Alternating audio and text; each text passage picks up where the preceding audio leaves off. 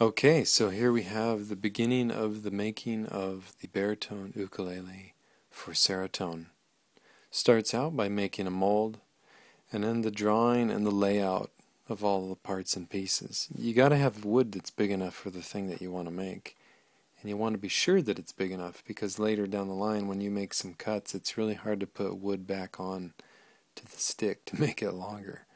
So a lot of it is laying it out, drawing it, being sure it fits.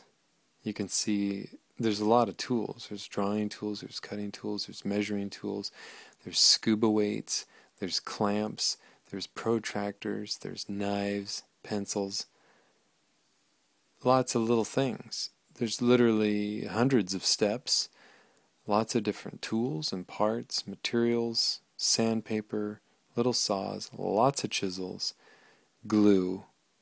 That you see right there is hide glue. I use hide glue, I use super glue, I use water base, woodworker's glue, sometimes epoxy. Actually, I think I use about 5 different kinds of glue. During the process, you'll see like a piece of wood being clamped, cut, glued to something, and then it all comes apart, and that same piece of wood then gets reworked. That'll happen a few times, especially with internal parts. A lot of it has to do with tone. Once you glue things up, then you start tapping on the thing and you hear tone.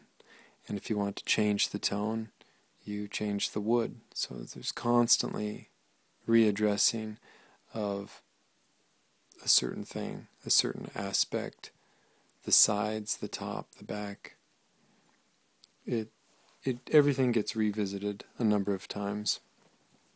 You'll also see in the video another instrument sort of lurking in the background and moving around the bench.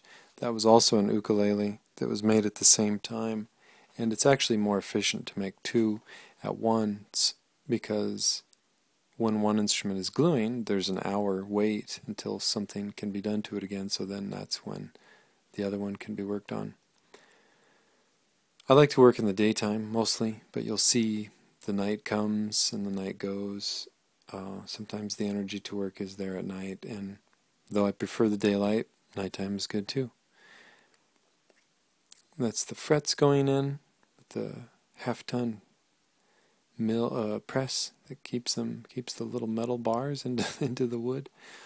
The baritone ukulele was made out of local woods, maple, spruce, neck, maple back inside, spruce neck, and the top was a solid cedar shingle, and the fingerboard is black locust.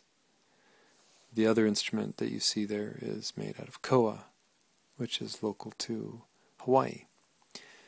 Now we're shaping the neck, which is probably the most complex part of it. It's all the compound curves coming together, all the fairness of the lines, the smoothness.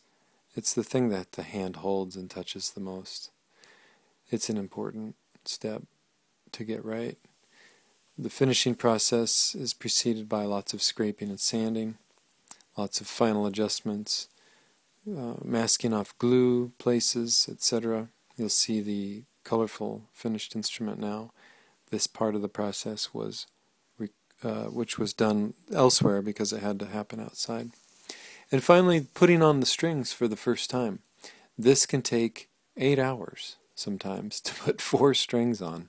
And you would say, what the heck is what slows that down so much? Well, it's geometry. All of the geometry comes together at that point, and any mistake that you've made in the last month or 2 weeks, however long you've spent making something, it shows up, and the final test is then and there. So you'll see the strings going on. And that was it. It was a fun project, and I hope it makes a lot of great music. Enjoy. I'm James Curtis. Bye-bye.